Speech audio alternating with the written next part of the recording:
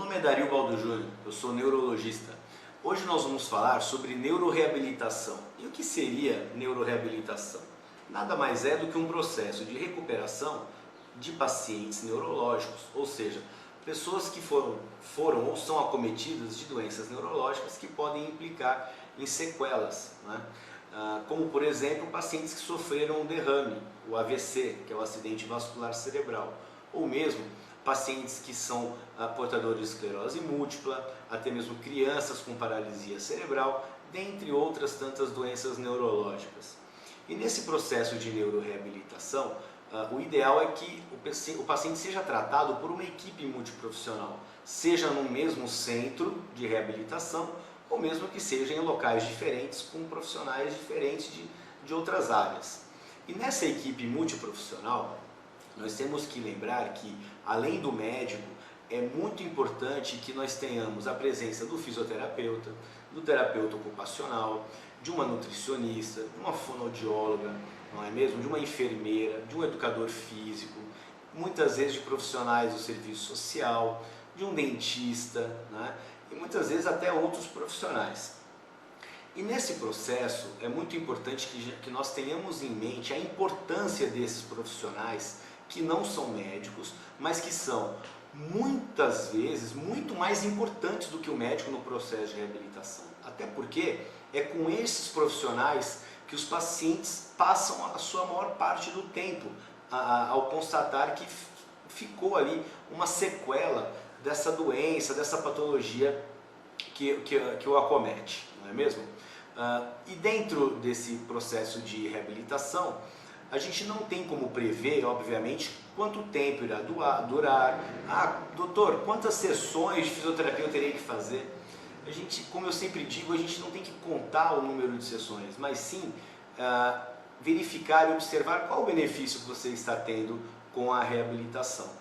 Na percepção de que não está tendo nenhum benefício, deve ser revisto esse processo que foi implementado de tratamento para que nós façamos um replanejamento do que pode ser feito de melhor para cada paciente. Lembrando que nós não vamos reabilitar a doença, nós vamos reabilitar o indivíduo, a pessoa, o paciente em questão.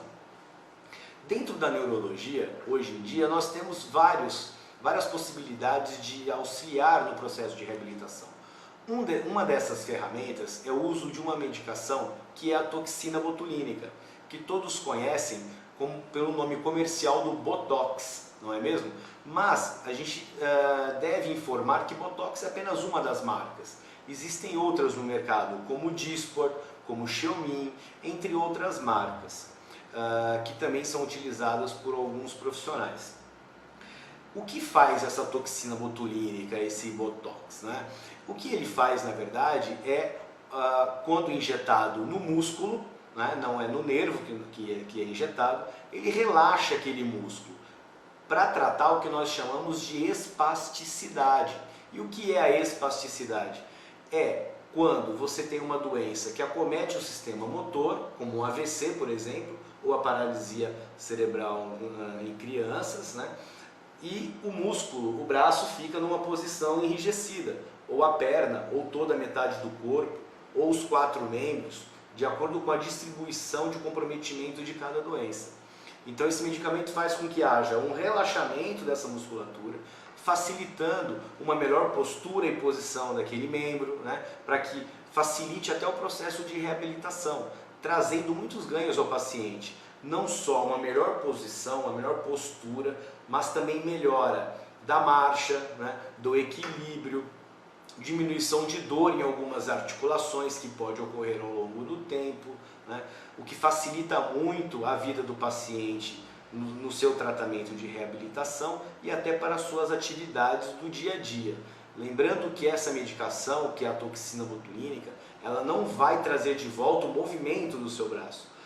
Pelo contrário, ela vai até relaxar. Então, em pacientes que têm algum grau de força naquele membro, nós procuramos ou não utilizar essa medicação, essa droga, ou utilizar doses pequenas e selecionar os músculos que realmente necessitam deste relaxamento, né? E associado a isso, muitas vezes nós recomendamos o uso de órteses, né, para manter a mão aberta, por exemplo, ou um cotovelo estendido, o ombro numa posição mais confortável, porque é muito comum a presença de dor no ombro, né, por exemplo, ou no quadril, ou uma posição do pé, como o pé, por exemplo, em extensão, para manter uma posição mais anatômica e assim por diante. Né? Então temos que tomar cuidado, principalmente nesse sentido de que orientar que essa medicação não vai trazer de volta o seu movimento, mas sim lhe proporcionar uma melhor posição, uma melhor postura do seu membro e uma melhor qualidade de vida.